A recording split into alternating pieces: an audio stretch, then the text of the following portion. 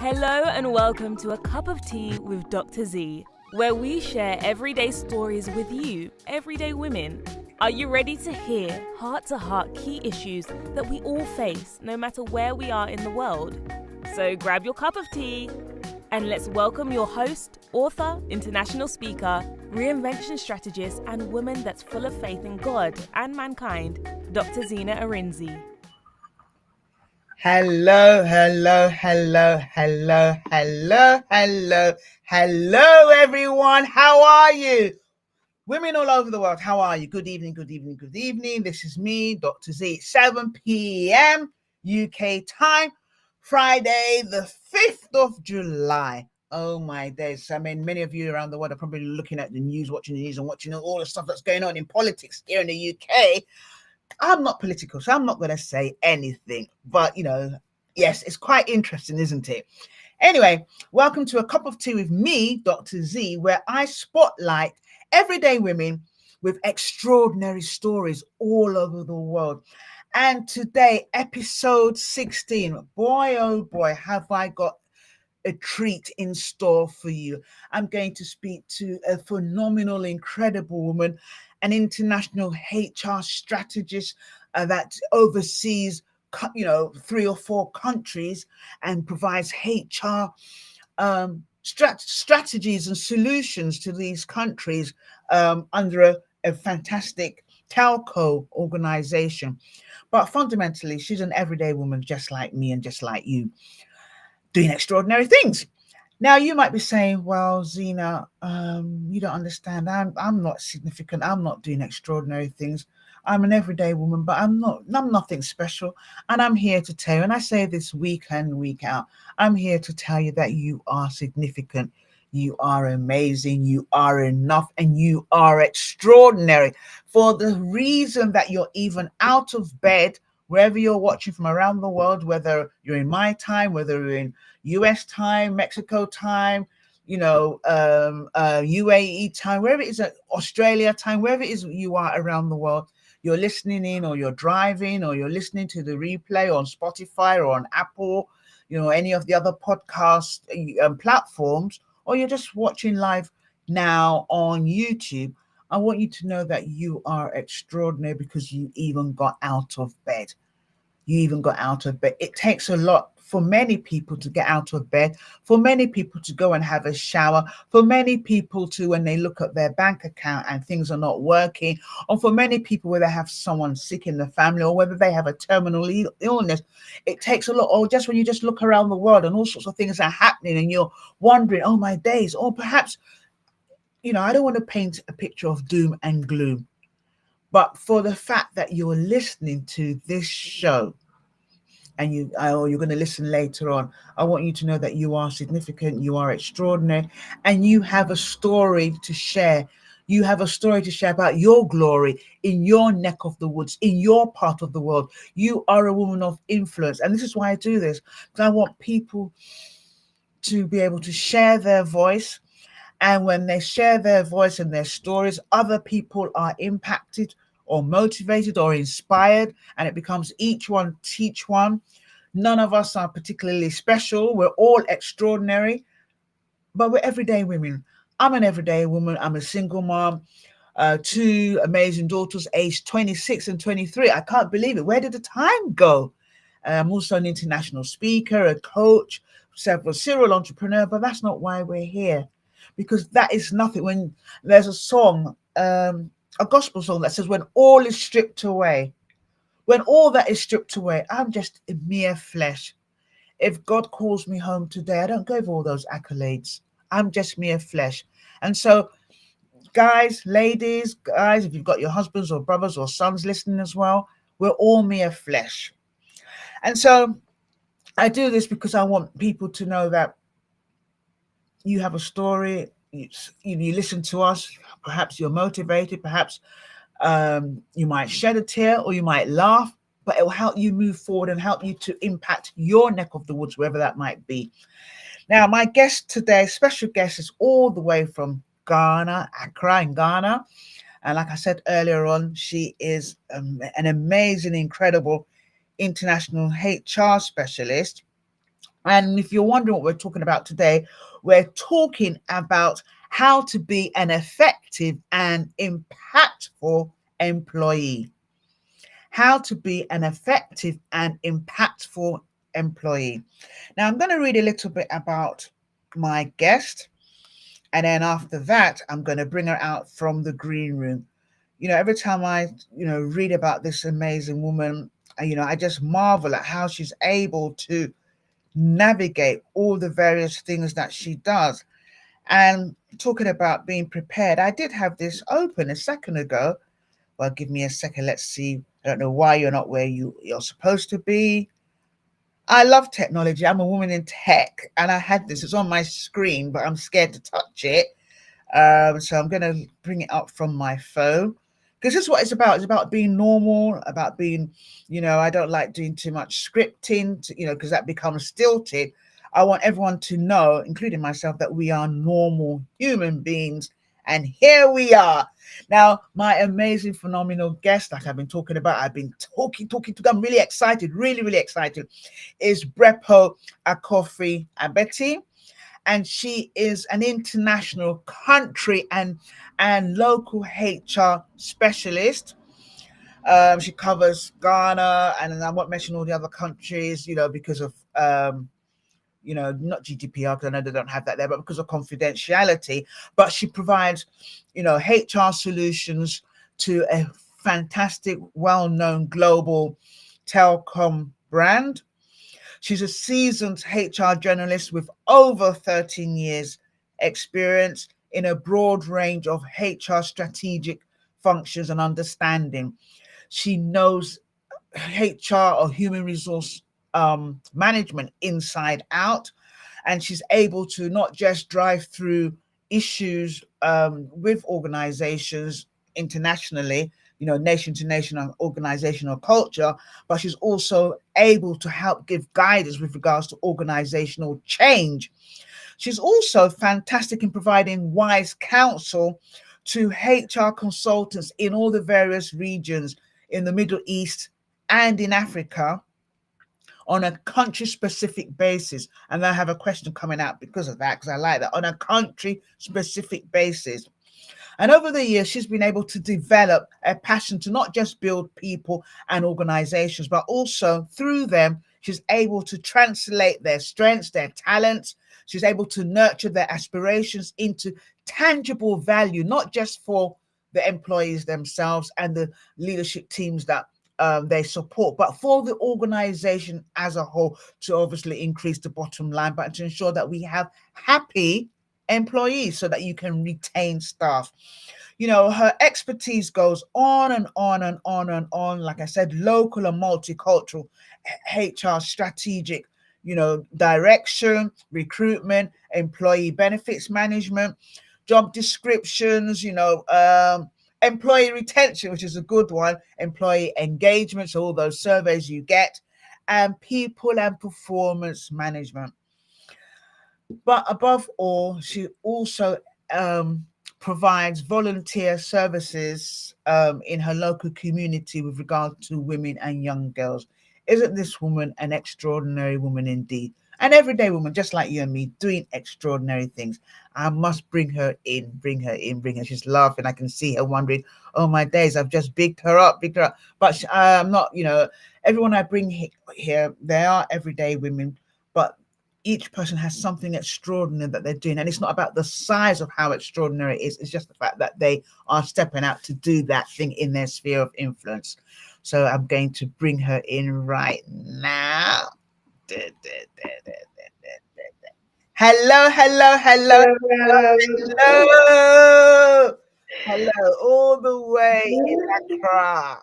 Yes, from Ghana, Accra, Ghana. How are you? I'm fine. How are you today? I'm very well, thank you. Thank you so much for agreeing to come on the show. I want to get you all ready. So before we start, do you want a cup of tea? I've just brewed Earl Grey. Do you like Earl Grey? Yeah, You do. I All have right. my Let's. cup here. Okay. Let me pour for you. Yes, thank you. Wow. Thank Fantastic. you so much. You're welcome. I have one Let myself. me sit. I'll wait for you. Let me sit together. Okay. Pink is out. Oh, I I love tea a lot. brilliant. Yeah, I love tea as well. Now, thank you so much. I'm really pleased and honored to have you on the show. Reading your bio, I'm like, what do I pick out? What do I leave? So my first question to you, because obviously you not just provide HR solutions to one organization.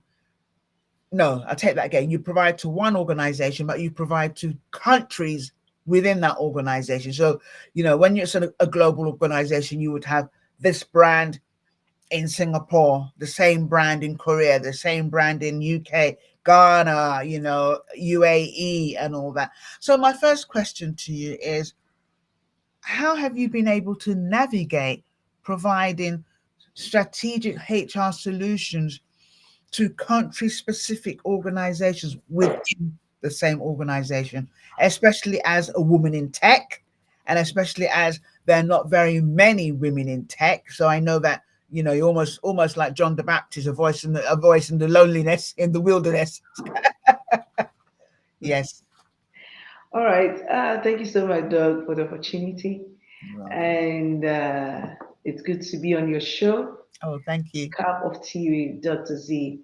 So this is how I've been able to navigate through with providing services, especially HR services for people in different countries.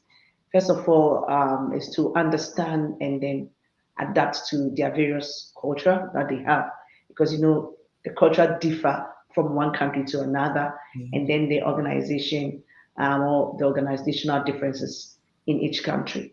So these are some of the things that have helped me to realize the cultural awareness and sensitivity differ from country A to country B and to country C. Understand what the culture is in their country, and then get accustomed to their local laws, values, and then their business practices. And something that I took, or I always take along, is to respect their differences. Country A may have a culture which is different from country B, and Yes. then country B may have a culture which is different from country C. So, in all, I have tried as much as possible to show respect for each cultural differences, and then be mindful of how it can influence the workplace behavior and their communication. And also, one thing that has also helped me is effective communication, and try as much as possible to communicate clearly and straightforward, because language barrier. Um, One country and languages may be different from another country, but another country languages. So I've managed through with effective communication, understanding their languages, and then adapting to their communication style and tailor my communication to the style, especially when you are working for countries like, especially francophone countries, which they speak mostly French. It's Yes. difficult sometimes when you are communicating with them in English. So you have to adapt a way that you can communicate, and then ensure that you provide effective communication with them. So these are some of the things I have done to navigate my way through, and especially also understanding their local laws and regulations. The laws and regulations, especially when it comes to labor law from country A, will be different from country B. So you have to understand their local laws and their regulation, how they operate, and then stay focused and to keep updates with their changes in their laws, and then be compliant with whatever laws that is pertaining in that particular country. So these are some of the things I've done. And also to build relationship with them, have a good relationship, build a strong relationship with them, with the managers and then the employees who are my customers. So these are some of the things that I've done. I'm loving this. I'm loving this. I'm loving this. I would imagine that many HR professionals will be listening in right now or listening to the replay. What's interesting is you and your team have gone the extra mile to actually, understand the cultural differences, not treating everyone as if they are the same. And that is really, really amazing. You've also talked about, treating them as your customers. I'm sure you've heard this saying or this rumor that HR, are not really for us. I put us, I use that, loosely, us, the employee, unless you're a management level, but at management level only for you if it's, representing the company, and they're not for you. So when you say that, people are your customers, the employees and the management team that you support, is nice to hear that. And that will give a lot of people a level of confidence that you're there not just to support. And I saw that on your bio as well, not just to support, the organization, but to ensure that you nurture the talents and the potential within each employee, wherever they're from, because like you said, cultural differences and the way people speak. And interesting enough, when you talked about francophone countries, I know, that the labor laws will be different as well, because I know in France, for instance, they are they're known, because I'm in the UK, and so sometimes you go to the supermarket, well, especially when we were still part of the EU, you go to the supermarket and there might not be stuff because they said, oh, the people across Dover in France, they're on strike. And so, so I know that their labor laws are very protective of the employee, so, they're, and I'm just wondering how, that I can imagine that could be a challenge when perhaps you're trying to enforce something that is the overall global policy for an organization, because you have to think about the various cultures and labor laws in the different nations. Yes, yes, yes, yes, yes. So the question I was going to ask also is, many employees, it doesn't matter, whether you're in leadership, whether you're in C-suite leadership, middle leadership, executive level, or mid-level, or just starting off in your career, but everyone wants to make a difference. Everyone wants to be a difference maker. And so I'd like to use this opportunity, Brepo, to ask you, for your tips, strategies, what kind of things would you say that, people can do in their working life to be a difference maker, to stand out? I like lots of colors. I like standing out, but it's not just about standing out in colors, standing out in the work that you do, so that you not just get promotion, but you get recognition and reward for what you deliver or bring to the organization. I have and it's not part of this, but I have a program, called Elevate Her, and it's about helping women get the recognition and the reward and the respect that they deserve for what they bring to the table and for their talent. So it's interesting to sort of hear your take on that as well. Well, okay, this is what I will say, as an employee, um, to be very effective and impactful, at the space or the workplace you find yourself. There are various forms. It takes a lot of effort to be. And then I'll give a few strategies that I, as an employee, has helped me throughout the years, to be very impactful and then stay positively in my environment I find myself. So the first one I always use, what I say is a mantra, is to be a leader as an employee. Be a leader in the space you find yourself. And I believe as a leader, there's a saying that if you want to get to the top, you have to know how to serve. So as a leader, lead by serving others, and you will stand out, right? And this is something that has helped me from the beginning, and as I was growing through my career, and I learned how to serve, do the little things, which counts a lot.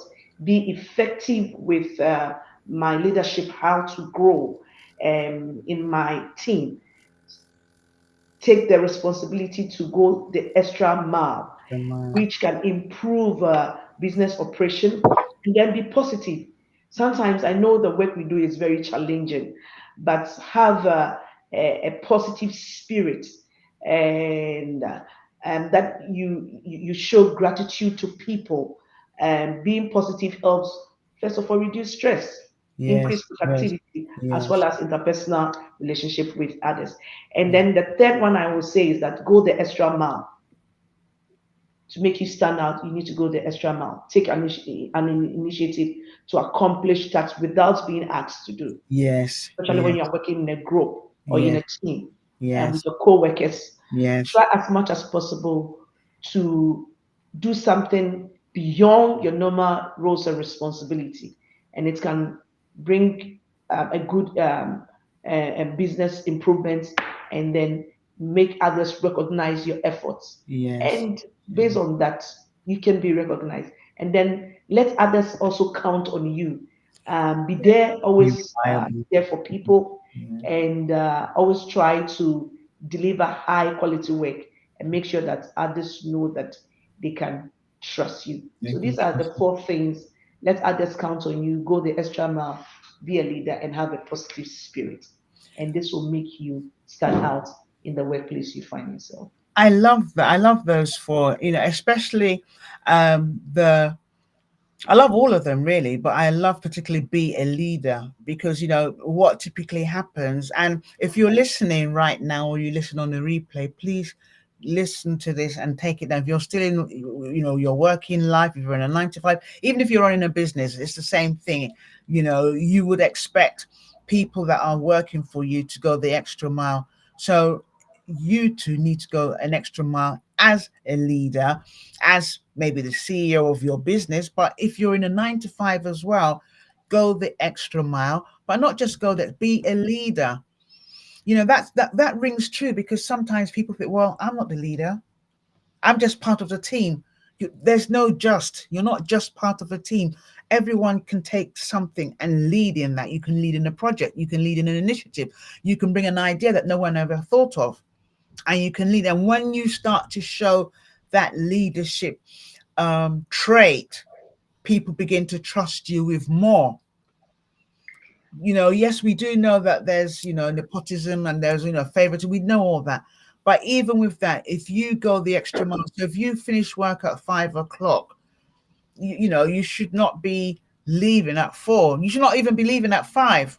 Yeah. You should not be looking at. And I'm not saying, get me, I'm not saying that you should work until 8 o'clock. What I'm saying is that if what you're doing can be finished that day and you just need to put an extra half an hour or even an extra hour if possible, and then do it and get it out of the way, you'll be recognized for that. You will feel even better, especially when you're recognized and you get the recognition that shows not just in promotion, but maybe secondment, maybe training. If there's a training budget, especially now that the cost of living is kind of skyrocketed, if there's a training budget, and there are like 10 people all wanting that training, they would more likely choose you to develop you because you're an investment. You go the extra mile. You show leadership aptitude. I really like that because people just feel that, oh, I'm the team leader, I'm the manager, I'm the director, I'm the executive, I'm the CEO, I'm the COO, CFO, whatever it is. But leadership starts from the ground up. Yeah. It starts as you leave university. For those of you that are in university and just leaving, or you're maybe 2 years into your career, and you're thinking, well, I'm not leadership, I'm just at the bottom. There are organizations that have people that are 25 and 26 and 27 and 28 that are in high leadership positions because they have already shown that aptitude. They've shown that willingness to lead. They have that positive attitude that you talk about. And then it's about having that willingness. Thank you so much for that. Having that willingness to serve, Yeah.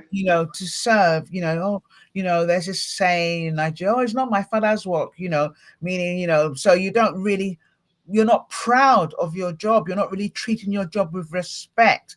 And what normally happens, and I'm going to touch on this in a minute because that comes to my next question. That what normally happens is how you do one thing is how you do everything. So if you are a slopey shouldered employee, if peradventure you end up in a leadership role, you will be a slopey shouldered leader. and your team will not respect you in any shape or form. And that's when you start having issues, you're butting head. Normally, you say it's an employee issue, but sometimes it could be bad management where you're not taking responsibility, you're not being accountable, you're not leading by example. You're doing the very least possible. Your members of your team will pull their weight and you'll be nowhere to be found. And then you take their work. And I'm not going to go into all the, because obviously this is not what we're talking about, but it's just interesting that you said that, because it starts from the bottom up, And then so my next question is talking about resilience. We know that in the workplace it's not always hunky-dory, you know it's not. We wish it was, but it's not. And sometimes, especially if you are a woman in tech, and where male dominated, and then if you're like working across the Middle East and African countries, we've got all the patriarchy and stuff like that. So you've got all the culture and the respect and all that. What kind of tips can you give to women in particularly to be able to be more resilient in the workplace? Well, I will say, as a woman in leadership or finding yourself in the tech environment, and one thing that will make you stand out is to leverage your unique strength.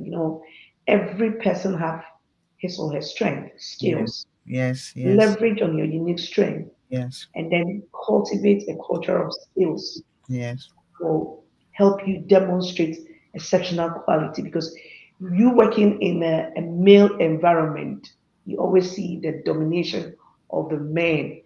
Right now, there's a little bit of changes that is coming. You Yes. see men at the top level, Mm. but to be able to find yourself or stand out in this kind of environment that you find yourself, especially the male dominated environment, is that show confidence and competence. Yes. Confidence. Play a confidence in your decision and ability. Yes. So it makes you stand out. It Yes. makes you and the male or the male colleagues you are working with know Mm. that this particular person or this particular woman stands out, differ from the others. Yes. And Yes. continuously develop your expertise, Yes. Yes. upskill yourself, and stay informed in your industry, because they'll be expecting much from you, especially Yes. Yes. women. They'll be expecting much from you. And Trying to then, check you uh, up. Yes. yes, trying to go up. Do you Yeah. know this? So you'll be in this particular industry, upskill yourself and be informed about the industry trend. The Yes. second point I will talk about is build strong relationship, Yes. Yes. network both within and then outside your Yes. organization, Yes. and then foster strong relationship with your colleagues and then your mentors, Mm. and then communicate effectively, be clear and assertive in your communication, listen actively and show empathy towards others, and then embrace and then promote diversity, something that I will add. That is my fourth point. And be advocate for diversity and inclusion within your organization, and then Yes.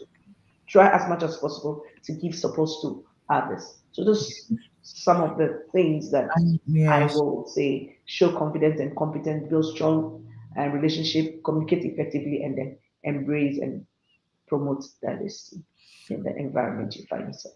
These are very, very pertinent points. Thank you so much. Very valuable.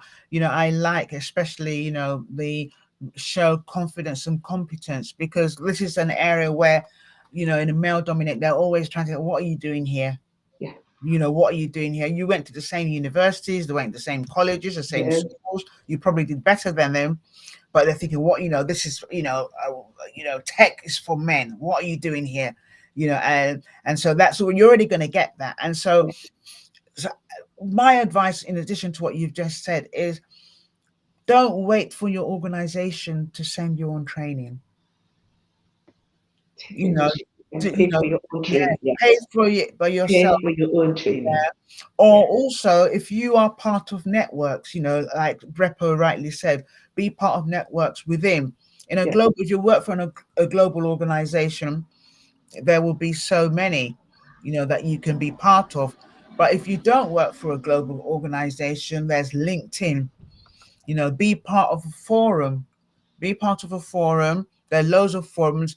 You know, contribute to discussions in those forums, and 9 times out of 10 they may have training or development or lunch and learns, or little workshops going on in their organization or in their forum, and you can go and you can get trained, and that you could be free of charge, or you can do cross pollination. But the bottom line is for you to do all that you can do to upskill yourself, not just because you're trying to show the people you work with that you are competent, but for your own peace of mind as well.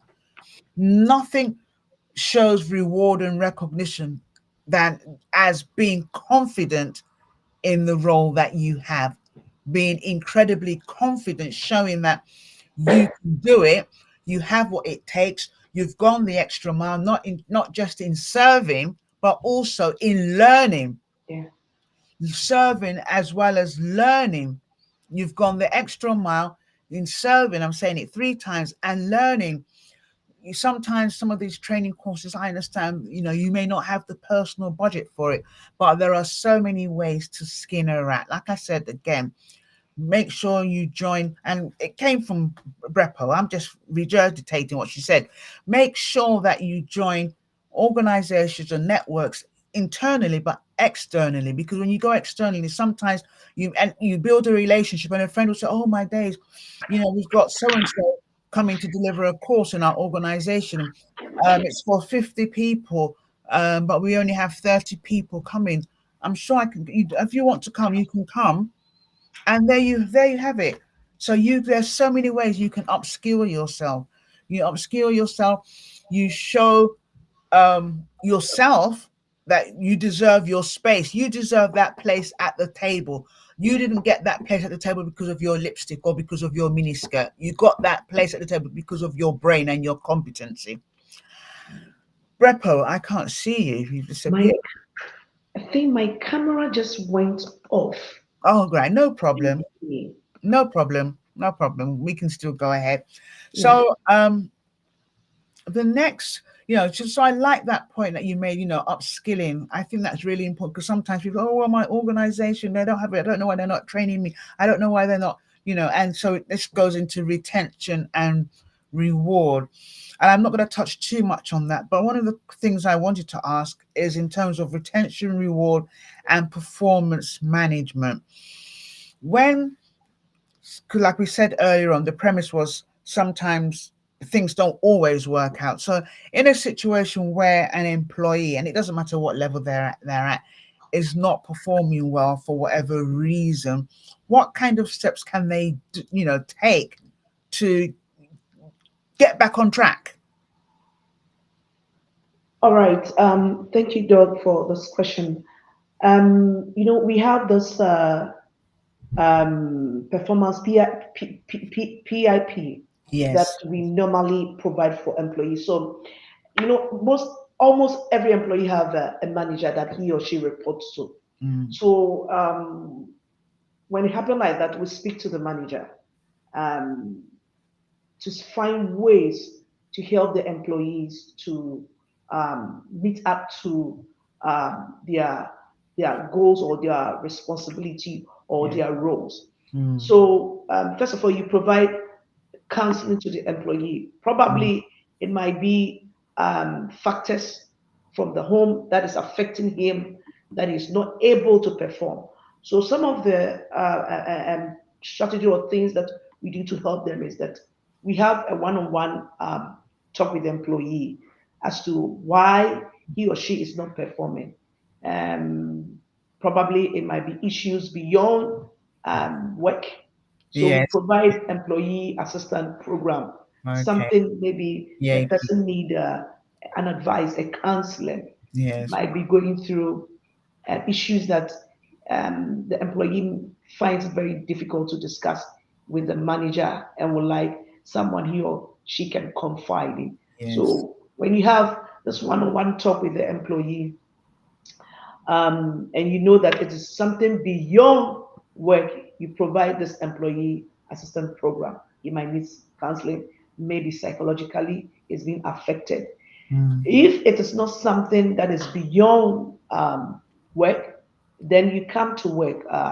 Probably the goals or the objective given to the employee um, might be too much, or the necessary tools or trainings that is needed for the employee to meet up the goals and objective are not there. So Mm. you as an HR need to find out if there's a need for the employee needing any support, basically maybe training, so that he Right. can come up and then be able to achieve his or her goals. So you Mm. provide training.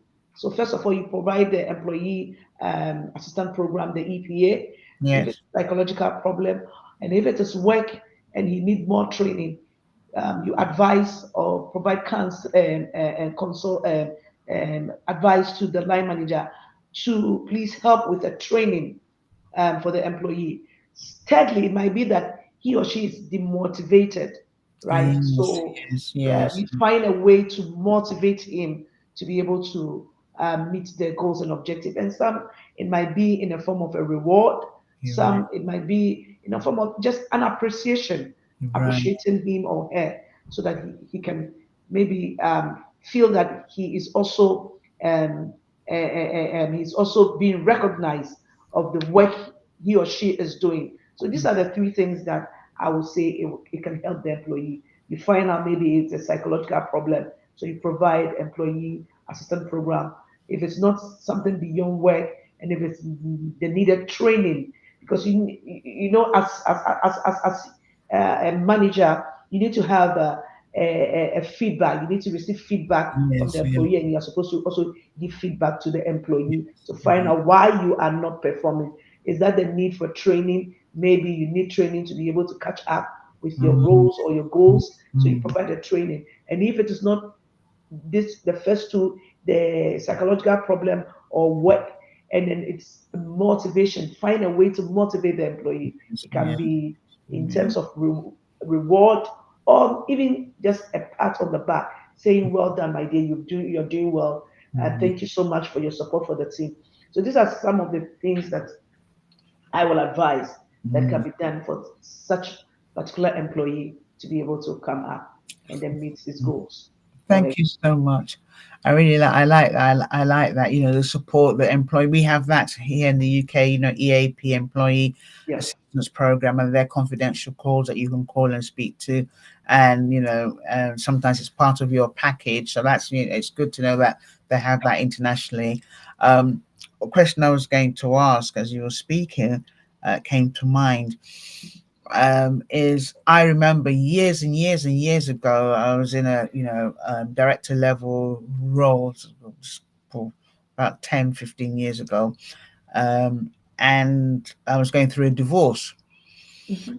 and I, you know, it was really quite horrendous. I remember this very well. I remember it as if it was yesterday. I remember going to the boardroom, having a meeting, male dominated women in tech, and have meetings, shouting, we're going to do this, we're going to, this is a strategy, and this is what where we're taking, this is, we're doing transformation, whatever it is that we, you know, and, you know, providing the strategy document and stuff like that, you know, drawing diagrams and stuff. But what was it? And I, you know, and I was holding my own, but I would leave that place and go to the loo and burst into tears. And so Wow. I would sit on the toilet for 15, 20 minutes, and nobody would know where I was. And when I come back, they would say, "Oh, Zia, do you have a?" Oh, if I didn't know better, I thought that maybe you had a fag break, but they know I don't smoke. And I'm like, "Oh no, I had a call. I needed to make an important call." No, I was crying because I was wearing a mask, trying to ensure that I, you know, keep my job. Number one. Number two, ensure that the team under me, that I was, you know, managing them effectively, so that the respect was still there.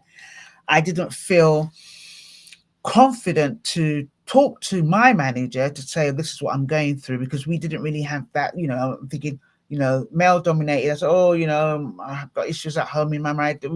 I didn't think, it would make me. I felt very strongly that would make me look, less effective. So I didn't. So I just kept it to myself, but living two different, lives in one. So, you know, push forward, 15 years later, it's nice to see that they've got, these things in place. And as a manager myself, we also, when we have our own training with HR, they teach us how we need to be more empathetic. Yes, to be No, show empathy. yeah, show empathy. Empathy, No, always. Yeah. yes.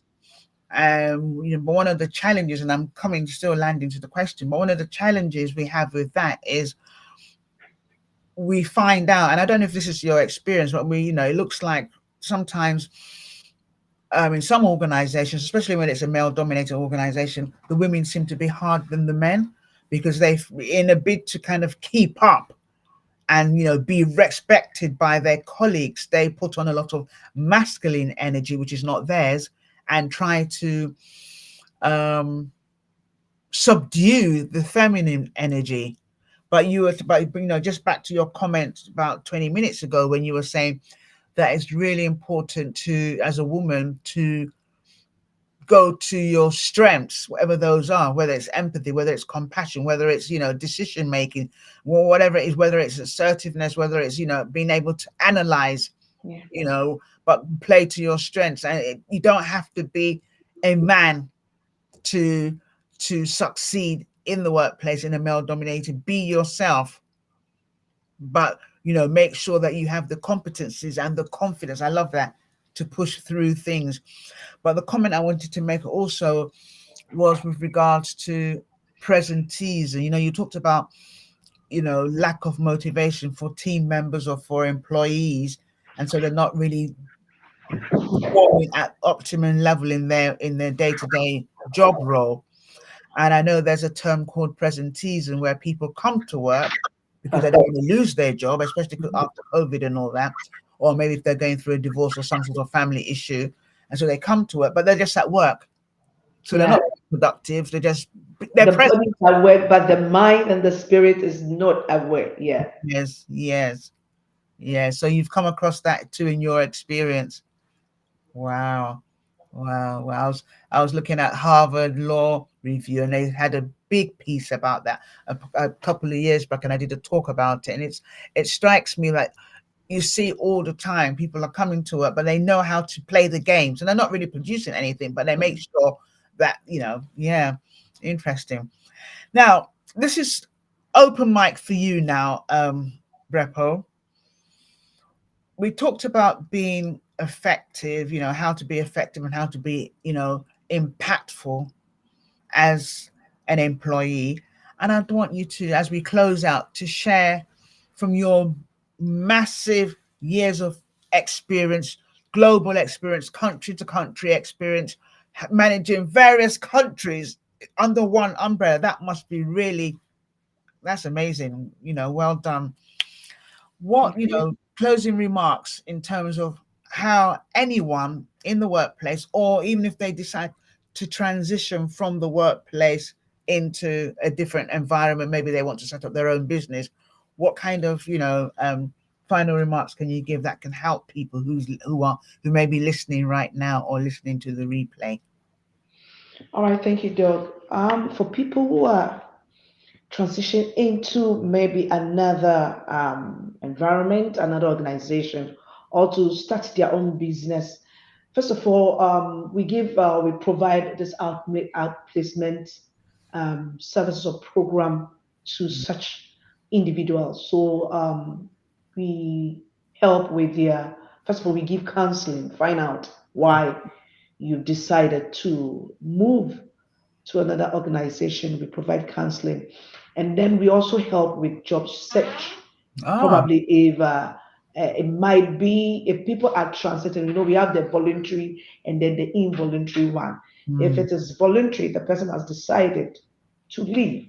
So with that one, you can guide with CV preparing or providing counseling or services to their CV, make sure that they tailor their CV to suit that particular role or the new job they are looking for, Right. or the new endeavor that they want to move into, and Mm. then and provide counseling in personal branding about their brand, so Mm. that they stay involved Mm. in the industry that they want to find themselves. And if it is involuntary, we also provide counseling. Sometimes it comes as a shock to the employee who Yes. is Yes.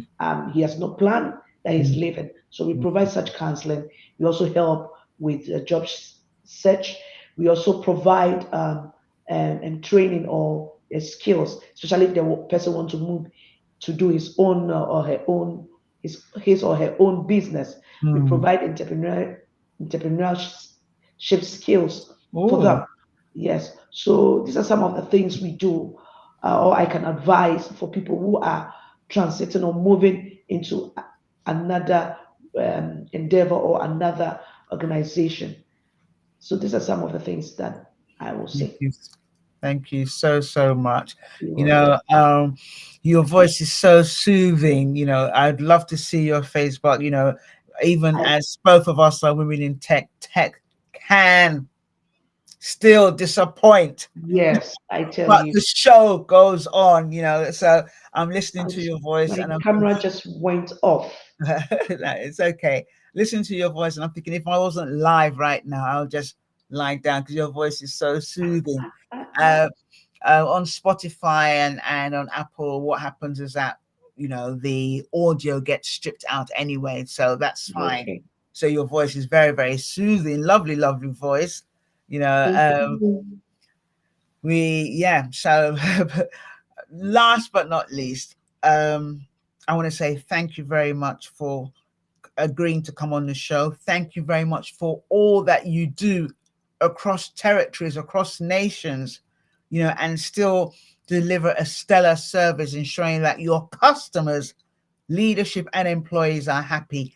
Thank you for sharing that, that amazing tip about being someone that wants to serve, being a leader, even if you haven't got a leadership title, being a leader, Mm, serving from the front, taking the initiative, not leaving at 5 o'clock on the dot, yeah. you know, showing gratitude. And I like the thing you said about competence and confidence. So when you stand up in a meeting, whether it's a board meeting, whether it's a team meeting, whether it's a lunch and learn, whether it's a huddle by the photocopier, whatever it is, you stand up with confidence, with and competency, and you burn the midnight oil. Whether you're being trained by your organization or not, make sure that you skill up. Be a lifelong learner. Yeah. Oh, I could go on forever.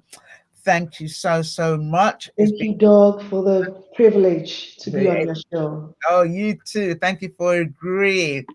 Thank Yeah. you for agreeing. Thank you very much, everyone. This has been a cup of tea with Dr. Z, spotlighting everyday women with extraordinary stories across the world. We've just spoken to the phenomenal, the incredible Brepo Akrofi, and she's talked about her experience being a HR professional, a strategic HR professional in a multinational organization, managing the HR function of various countries. My days, we could be here, I have to bring her back, but thank you so much for listening. If you've got any questions, put your questions in. You can also put them on the YouTube channel later on in your comments, and I'll definitely get back to you. Thank you so, so, so, so much. Until next time, we'll see you at the next episode of A Cup of Tea with Dr. Z. This has been me and an amazing Brepo, episode 16, How to Be Impactful and Effective as an Employee. Thank you so, so much. Thank you, thank you, thank you. Let's just, this is the part that I always, yes, that's right. Thank you, thank you, thank you, thank you so, so much. and I can't wait to see you Thanks for again. listening to A Cup of Tea with Dr. Zee, your reinvention queen. We hope you've been motivated and inspired to go out there and conquer any obstacles and issues you may face. You can find Dr. Zena on all social platforms. Until next time, remember, you're not alone.